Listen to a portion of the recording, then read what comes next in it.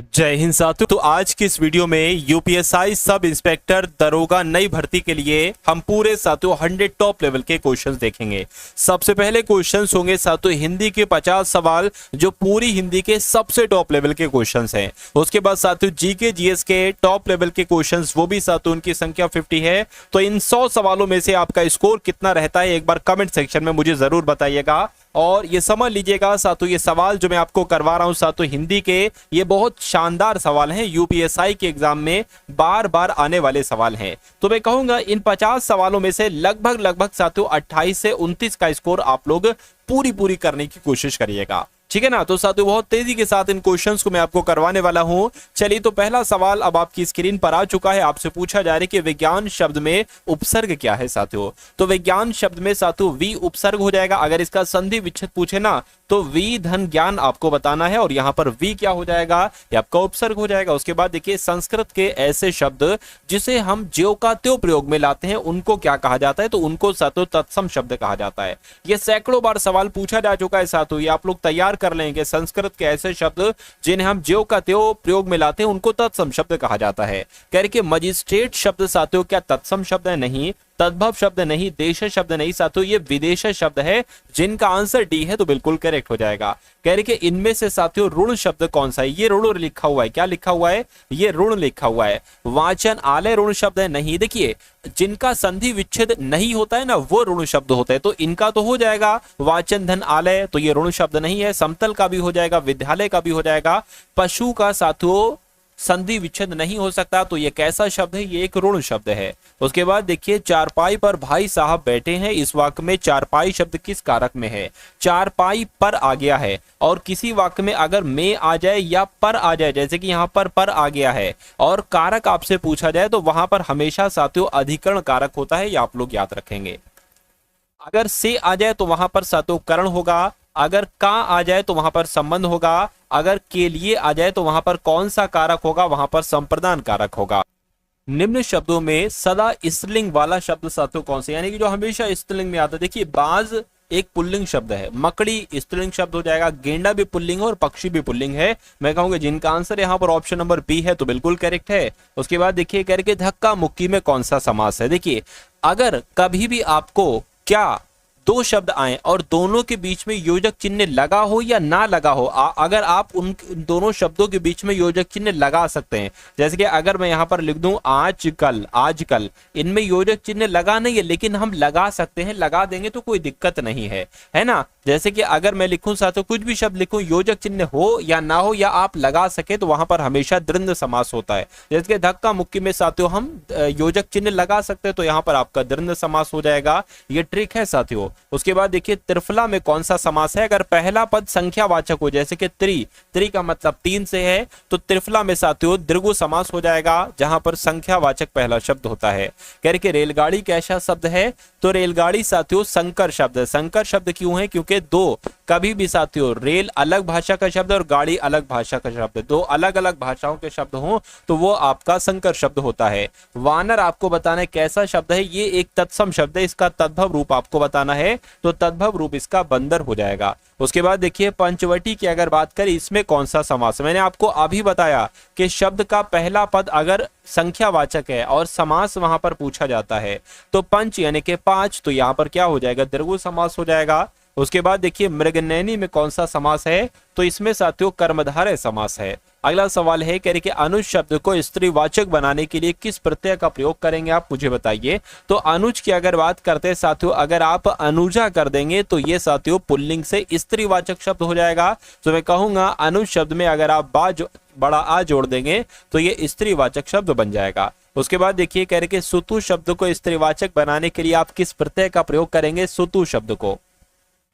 ये सुतु नहीं लिखा होना चाहिए साथियों, ये सुत लिखा होना चाहिए, है ना, ये कुछ नहीं है साथियों। तो इसको भी साथियों हम क्या, अगर हम सुता बना दे, बड़े आ की मात्रा लगा दे यहाँ पर प्रत्यय के रूप में, तो ये आपका एक स्त्रीवाचक शब्द बन जाएगा, है ना। चलिए जैसे कि अगर बात करें छात्र, छात्र एक पुल्लिंग शब्द है लेकिन इसका स्त्रीलिंग बनाओगे तो छात्रा हो जाएगा, है ना। चलिए अगला देखिए, कह रहे कि हिंदी भाषा का जन्म हुआ है।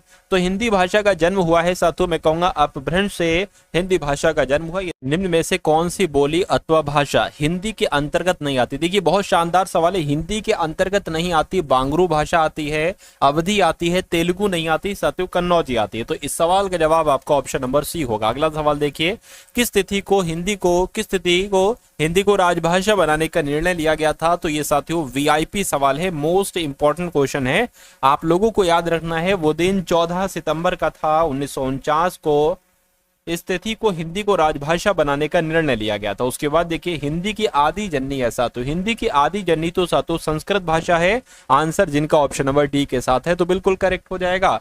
और उसके बाद देखिए हिंदी दिवस साथियों कब मनाया जाता है? तो अभी आप लोगों ने साथियों देखा कि हिंदी को राजभाषा जो बनाया गया वो 14 सितंबर को बनाया गया 1949 में। तो 14 सितंबर को ही साथियों हिंदी दिवस को मनाया जाता है। 14 सितंबर कौन से ऑप्शन में? ऑप्शन नंबर ए वाले में। अगला देखिए, हिंदी भाषा के विकास का एक सही क्रम आपसे पूछा जा रहा है।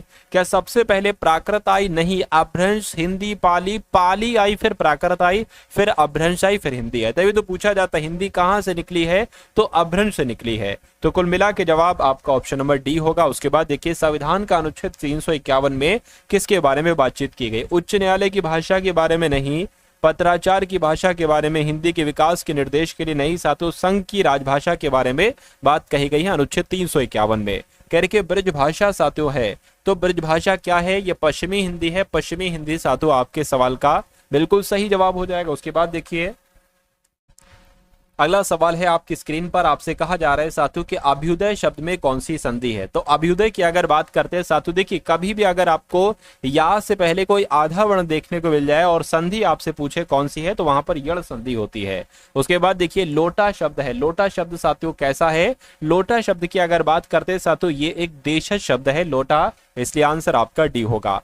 कमल किस प्रकार का शब्द है साथियों? कमल की अगर बात करें, देखिए जिन शब्दों का संधि विच्छेद नहीं हो सकता वो आपके ऋण शब्द होते हैं। क्या होते हैं साथियों? ऋण शब्द होता है। जिनका संधि विच्छेद हो सकता है वो आपके यौगिक शब्द कहलाए जाते हैं। उसके बाद देखिए अगला सवाल है, कह रहे कि पाकशाला किस प्रकार का शब्द है? तो पाकशाला का संधि विच्छेद हो सकता है। पाक धनशाला, तो ये कैसा शब्द हो जाएगा? ये एक यौगिक शब्द हो जाएगा। उसके बाद देखिए सुपुरुष में कौन सा समास है? तो सुपुरुष की अगर बात करते हैं ना साथ, तो इसमें आपका कर्मधारय समास हो जाएगा। कर्मधारय आपका बिल्कुल सही जवाब है। अगले नंबर का सवाल देखिए जो कि मोस्ट इंपॉर्टेंट क्वेश्चन है, पूछा आपसे जाएगा आपकी परीक्षा में कि विशेषण और विशेष के योग को क्या कहा जाता है? तो इसको ही तो साथियों कर्मधारय कहा जाता है, विशेषण और विशेष के योग को। उसके बाद देखिए निम्न में से एक शब्द में द्विगु समास है, उसका चयन करिए। तो द्विगु समास मैंने आपको ट्रिक बताई थी, पहला पद संख्यावाचक होगा। क्या इसका पहला पद संख्यावाचक है? नहीं, सप्ताह का पहला पद संख्यावाचक है, 7 आ रहा है, तो आंसर आपका बी होगा। शुद्ध वर्तनी का चयन कीजिए। अगर बात करते हैं जाह्नवी कैसे लिखा जाता है? ऐसे तो नहीं लिखा जाता है जैसे आपका ऑप्शन नंबर सी में लिखा हुआ ना साथियों, ऐसे लिखा जाता है। उसके बाद देखिए करके अगले नंबर का सवाल है, पूछा जा रहा है कि वर्तनी के बारे में। शुद्ध वर्तनी कौन से शब्द की है मुझे बताइए? तो आधी पतन कोई शब्द नहीं होता है, आधो पतन होता है। और आधा पतन कहां पर लिखा हुआ है साथियों? ऑप्शन नंबर बी में लिखा हुआ है। उसके बाद देखिए शुद्ध वर्तनी, फिर से शुद्ध वर्तनी वाला एक सवाल है, सृष्टि कैसे लिखा जाता है? तो इन चारों की अगर बात करते हैं, इसमें जैसे ऑप्शन नंबर बी में सृष्टि लिखा हुआ ना साथियों, ऐसे लिखा जाता है।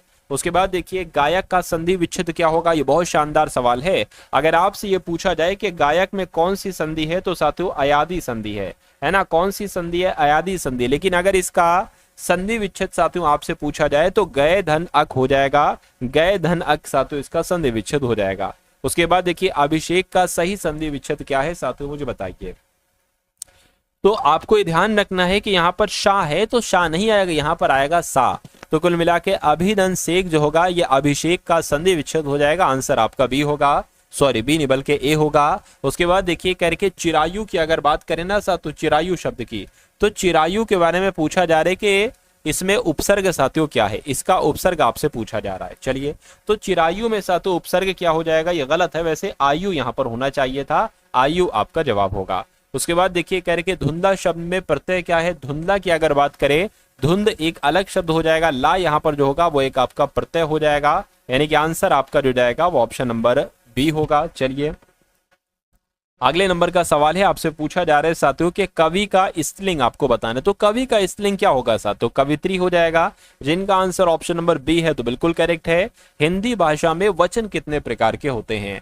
तो हिंदी भाषा में वचन कितने प्रकार के होते हैं? देखिए संस्कृत की अगर बात करें ना, संस्कृत में अगर आपसे पूछे संस्कृत में वचन कितने प्रकार के होते हैं, तो 3 प्रकार के, एक वचन, बहुवचन और द्विवचन। लेकिन हिंदी भाषा में वचन सिर्फ और सिर्फ 2 प्रकार के होते हैं साथियों। तो 2 प्रकार आप लोग लिख लेंगे, एक वचन और बहुवचन हिंदी में ये होते हैं, जबकि संस्कृत में 3 प्रकार के होते हैं। उसके बाद देखिए अगला सवाल है, कह रहे कि इनमें से कौन सा शब्द स्त्रीलिंग है? स्त्रीलिंग साथियों देखिए चक्रव्यूह ये पुल्लिंग हो जाएगा। मृत्यु की अगर बात करें, मृत्यु आपका एक स्त्रीलिंग शब्द हो जाएगा, है ना। संकल्प भी आपका पुल्लिंग है और उत्साह भी आपका पुल्लिंग है। उसके बाद देखिए देवासुर में कौन सा समास है? तो देवासुर की अगर बात करते हैं साथियों, देवासुर में आपसे कुल मिला के समास पूछा जा रहा है, मुझे बताइएगा। देखिए इसको अभी हम लोग कर सकते क्या, देव और योजक चिन्ह लगाएंगे बीच में और असुर लिख देंगे, है ना। देव असुर हो जाएगा, यानी कि यहां पर आपका जो होगा वो द्वंद्व समास आपका जवाब हो जाएगा। देशांतर में साथियों कौन सा समास है? तो देशांतर की अगर बात करते हैं साथियों, इसमें आपका जो होगा वो तत्पुरुष समास हो जाएगा, आंसर आपका बी होगा। उसके बाद देखिए कह के बाल का स्त्रीलिंग क्या होगा? देखिए बाल क्या है? बाल साथियों एक आपका पुल्लिंग शब्द है, इसका स्त्रीलिंग शब्द क्या होगा? इसमें बड़ा आ की मात्रा लगा दीजिए, यानी कि बाला शब्द जो होगा यहाँ पे एक स्त्रीलिंग शब्द हो जाएगा। करके संज्ञा के स्थान पर प्रयुक्त होने वाले शब्दों को क्या कहा जाता है? बचपन में आपने पढ़ा होगा, संज्ञा के स्थान पर प्रयुक्त होने वाले शब्दों को सर्वनाम कहते हैं। उसके बाद देखिए कह रहे कि वह घर से बाहर गए, इस वाक्य में से कौन सा कारक है? से कौन सा कारक है? अब देखिए अगर से आ जाए और कारक आपसे पूछा जाए तो आपको यह देखना है कि यहां पर मिलन हो रहा है 2 चीजों का या अलगाव हो रहा है। तो देखिए साथियों वो घर से बाहर गए यानी कि घर से दूर गए, यानी कि अलगाव हो रहा है। तो अलगाव की स्थिति में साथियों आपको अपादान कारक लगा देना है ना। अगला देखिए हिंदी में शब्दों का लिंग निर्धारण किसके आधार पर होता है? तो साथियों संज्ञा के आधार पर होता है, संज्ञा ऑप्शन में डी आपका आंसर हो जाएगा। अगला देखिए करके भाववाचक संज्ञा इसमें से कौन सी है? तो वीर की अगर बात करें, वीर थोड़ी ना ऐसा, तो मनुष्य, लघुरु ये भी नहीं है। शत्रुता की अगर बात करें, शत्रुता ये एक भाववाचक संज्ञा है। इन शब्दों में से स्त्रीलिंग शब्दों का चयन कीजिए। स्त्रीलिंग शब्द साथियों इसमें से कौन सा है? ये आपको यहां पर साथियों कुल मिला के बताना है, बता दीजिए। चलिए क्या आपका साथियों जवाब हो सकता है? फटाफट आप लोग यहां पर मुझे बता दीजिए। देखिए अगर हम स्थापना की बात करें ना, स्थापना आपका एक स्त्रीलिंग शब्द हो जाएगा। बाकी सारे साथियों अध्याय हो गया, स्वदेश हो गया, अपराध हो गया, ये सारे के सारे पुल्लिंग शब्द हैं। तो लगभग साथियों आपने 48 सवाल देख लिए। यहां पर 48 सवाल पूरी हिंदी के थे।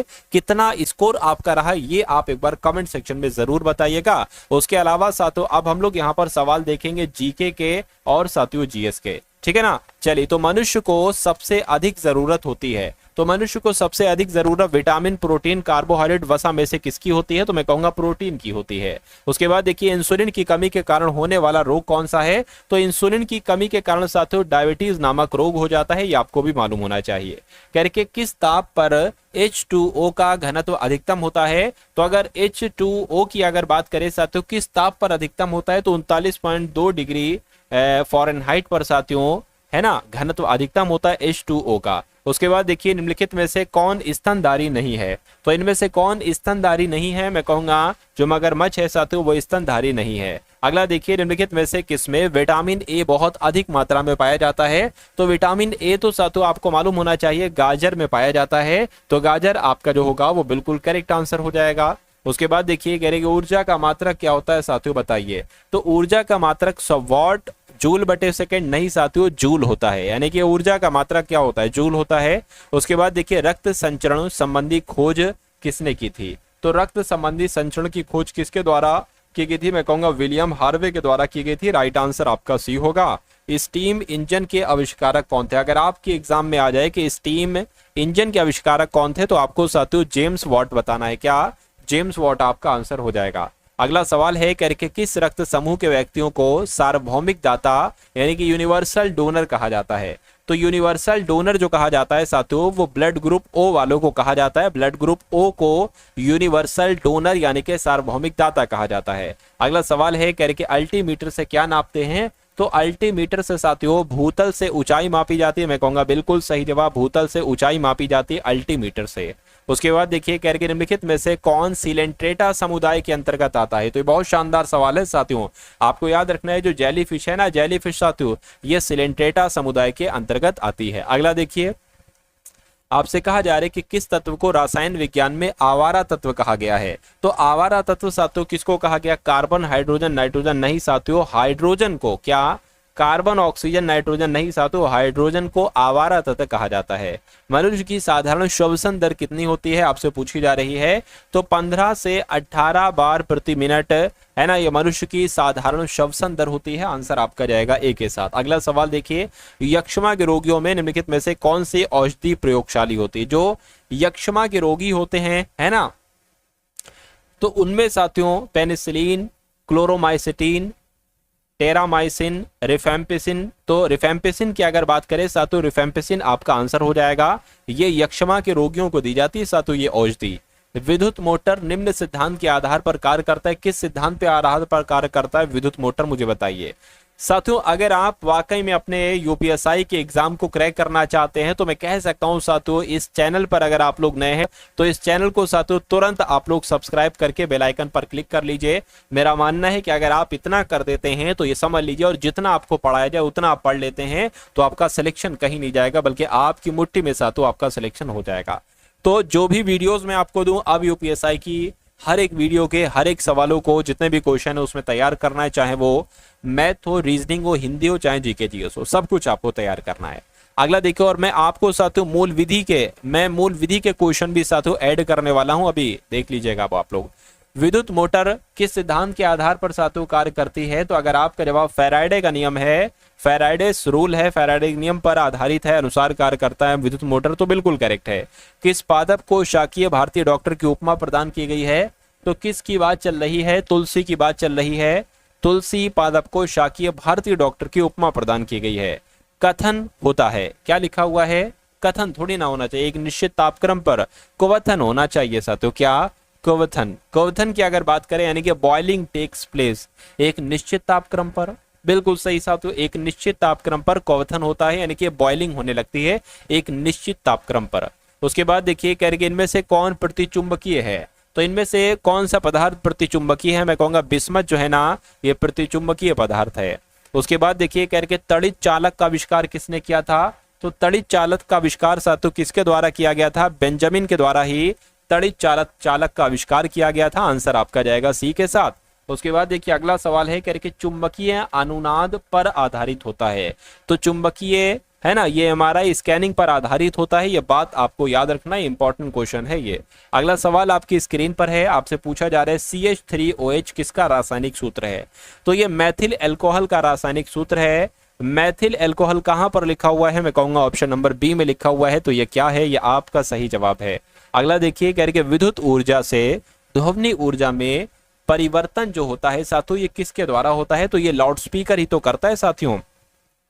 विद्युत ऊर्जा को ध्वनि ऊर्जा में कौन परिवर्तित करता है साथियों, लाउडस्पीकर परिवर्तित करता है। टाका किसका संगठन है। देखिए टाके की अगर बात करें ना, ये किससे किससे मिलकर बनता है। ये साथियों अगर बात करें ये टिन से मिलकर बनता है ना, किससे मिलकर बनता है, टिन से मिलकर बनता है, और साथियों सीसा से मिलकर बनता है। तो शीशे का प्रतीक क्या हो जाएगा साथियों, शीशे को हम पीबी कह सकते हैं है ना। और टिन की अगर बात करें, टिन को साथियों एसएन कह सकते हैं। तो एसएन और पीबी कहां पर लिखा हुआ है, एसएन पीबी तो नहीं बल्कि पीबी प्लस एसएन लिखा हुआ है, बात एक ही है। तो जिनका आंसर यहाँ पर ऑप्शन नंबर ए के साथ है, तो मैं कहूंगा आंसर आपका बिल्कुल करेक्ट है। और अगला देखिए करके पटेला नामक हड्डी किस अंग में पाई जाती है। तो ये साथियों घुटने में पाई जाती है। पटेला नामक हड्डी जो है ना ये घुटने में पाई जाती है। सिंधु सभ्यता का कौन सा स्थान भारत में स्थित है। तो सिंधु सभ्यता का साथियों जो लोथल स्थल है ना ये कहां पर, ये अपने भारत में स्थित है, यानी कि आंसर आपका ऑप्शन नंबर ए हो जाता है।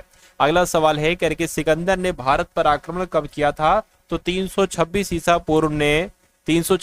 पूर्व में साथियों भारत पर आक्रमण किया गया था, किसके द्वारा, सिकंदर के द्वारा। अगला देखिए करके लाल सेना का गठन किसने किया था। तो लाल सेना का गठन किसके द्वारा किया गया था साथियों, ट्रॉट्स्की के द्वारा किया गया था। ट्रॉट्स्की आपका आंसर हो जाएगा। उसके बाद देखिए भारत में अंग्रेजी शिक्षा की शुरुआत किसने की थी। भारत में अंग्रेजी शिक्षा की शुरुआत साथियों लॉर्ड मैकाले के द्वारा की गई थी। लॉर्ड मैकाले आपके सवाल का बिल्कुल करेक्ट आंसर है। उसके बाद देखिए अगला सवाल है करके जलियांवाला बाग हत्याकांड के लिए कौन सा जनरल उत्तरदायी था, बताइए। तो कौन से जनरल की बात चल रही है साथियों? General William Bentinck, general Mountbatten, general Dyer आपके सवाल का जो होगा वो बिल्कुल सही जवाब है। अगला देखिए, प्रथम मैसूर युद्ध किनके बीच लड़ा गया था? तो प्रथम मैसूर युद्ध किसके बीच लड़ा गया था? ब्रिटिशों के बीच और हैदर अली के बीच लड़ा गया था, यानी कि आंसर आपका जाएगा बी के साथ। अगला देखिए, सारे सवाल साथियों आप लोग अपने मनोमस्तिष्क में स्टोर कर लीजिए, क्योंकि आपको सवाल यहीं से देखने को मिलेंगे। कह रहे कि सती प्रथा पर प्रतिबंध साथियों किसने लगाया था? तो किसने लगाया था? बेंटिक के द्वारा साथियों सती प्रथा पर प्रतिबंध लगाया गया था। राइट आंसर अगर आपका है ऑप्शन नंबर बी, तो बिल्कुल करेक्ट है। कह रहे कि किस वर्ष में म्यांमार भारत से अलग हुआ था? तो म्यांमार भारत से अलग जो हुआ था वो कब हुआ था? वो 1937 1937 में हुआ था। अगला देखिए, अलीगढ़ मुस्लिम विश्वविद्यालय के संस्थापक कौन थे? तो मौलाना आजाद सर सैयद अहमद खान। सर सैयद अहमद खान साथियों अलीगढ़ मुस्लिम विश्वविद्यालय के संस्थापक थे, जिनका आंसर ऑप्शन नंबर बी है, तो बिल्कुल सही हो जाएगा। और कह रहे हैं कि चौरी चौरा कांड किससे संबंधित है? तो चौरी चौरा कांड की अगर हम बात करें तो ये साथियों असहयोग आंदोलन से संबंधित है। किससे? असहयोग आंदोलन से संबंधित है चौरी चौरा कांड। उसके बाद देखिए, प्रथम विश्व युद्ध के दौरान भारत में लोकप्रिय होने वाला आंदोलन कौन सा था? तो किस आंदोलन की बात चल रही है साथियों? प्रथम विश्व युद्ध के दौरान होम रूल की बात चल रही है। होम रूल आपके सवाल का जो होगा वो बिल्कुल करेक्ट आंसर है। अगला देखिए, सिंधु घाटी के लोग विश्वास करते थे, तो किस पर साथियों? मात्र शक्ति पर साथियों विश्वास करते थे। आंसर आपका जो जाएगा वो ऑप्शन नंबर ए होगा। और उसके बाद देखिए, निम्नलिखित में से किस फसल का ज्ञान वैदिक काल के लोगों को नहीं था? तो वैदिक काल के लोगों को किसका किसका ज्ञान था? देखिए, चावल का ज्ञान था लेकिन गेहूं का ज्ञान नहीं था। अब गेहूं का ज्ञान नहीं था साथियों, तो यही आपका आंसर है ना। चलिए, उसके बाद देखिए, कह रहे कि वैदिक गणित का महत्वपूर्ण अंग कौन सा है? तो अगर बात करते हैं साथियों शुल्ब सूत्र, तो ये वैदिक गणित का एक महत्वपूर्ण अंग है। उसके बाद देखिए, ऋग्वैदिक आर्यों का मुख्य व्यवसाय क्या था? तो ऋग्वैदिक आर्यों का मुख्य व्यवसाय की अगर बात करें तो पशुपालन था। ऋग्वैदिक आर्यों का मुख्य व्यवसाय पशुपालन था। उसके बाद देखिए, पूछा जा रहा है कि कुतुब मीनार किस प्रसिद्ध शासक ने पूरा करवाया था? तो कुतुब मीनार का निर्माण किसने पूरा करवाया था? मैं कहूंगा इल्तुतमिश के द्वारा पूरा करवाया गया था। अगला देखिए, निम्नलिखित में से वो दिल्ली का सुल्तान कौन था जिसकी मृत्यु पोलो खेलते समय हो गई थी? तो कुतुबुद्दीन ऐबक आपका जवाब हो जाएगा। कुतुबुद्दीन ऐबक की मृत्यु पोलो, इसको चौगान कहा जाता है, ये खेलते समय हुई थी। उसके बाद देखिए, अकबर ने फरजंद की उपाधि प्रदान की थी। तो अकबर ने फरजंद की उपाधि प्रदान की थी राजा मानसिंह से। राजा मानसिंह आपका जवाब हो जाएगा, है ना। चलिए, उसके बाद देखिए, अगला सवाल है, कह रहे कि भारतीय राष्ट्रीय कांग्रेस की प्रथम महिला अध्यक्ष साथियों कौन थी? तो कौन थी, क्या आपको मालूम है? सरोजिनी नायडू, सुचित्रा कृपलानी, राजकुमारी अमृत कौर, एनी बेसेंट। में कहूंगा भारतीय राष्ट्रीय कांग्रेस की प्रथम महिला अध्यक्ष साथियों एनी बेसेंट थी। अगला देखिए, कह रहे कि यूएसए में सैन फ्रांसिस्को में गदर पार्टी की स्थापना, इसके संस्थापक साथियों कौन थे, मुझे बताइए। तो लाला हरदयाल थे क्या? बिल्कुल सही साथियों, लाला हरदयाल ही थे। उसके बाद देखिए, कह रहे कि महाभारत का प्रारंभिक नाम क्या था? तो महाभारत का प्रारंभिक नाम साथियों जय संहिता था। ये तो आपको याद रखना है। आंसर जिनका ऑप्शन नंबर बी है, तो बिल्कुल सही है। अगला देखिए, निम्नलिखित में से किस शासक ने जजिया समाप्त किया था, बताइए। तो जजिया को कर को किसके द्वारा समाप्त किया गया था? मैं कहूंगा अकबर के द्वारा किया गया था। बिल्कुल सही साथियों, अकबर के द्वारा ही किया गया था। कह रहे कि मेधावी राजस्व अधिकारी टोडरमल ने किसके अधीन सेवा की थी? तो किसके अधीन साथियों सेवा की थी? शेरशाह के अधीन सेवा की थी। शेरशाह आपका जवाब हो जाएगा। उसके बाद देखिए, महाभारत का फारसी में अनुवाद किसके द्वारा किया गया था? तो किसके द्वारा किया गया था साथियों? बदायूनी आप लोग याद रखेंगे। महाभारत का फारसी में अनुवाद बदायूनी साहब ने किया था। पुराना किला किसने बनवाया, बताइए। तो पुराना किला किसने बनवाया अगर आपसे पूछे तो शेरशाह आपको बता देना है।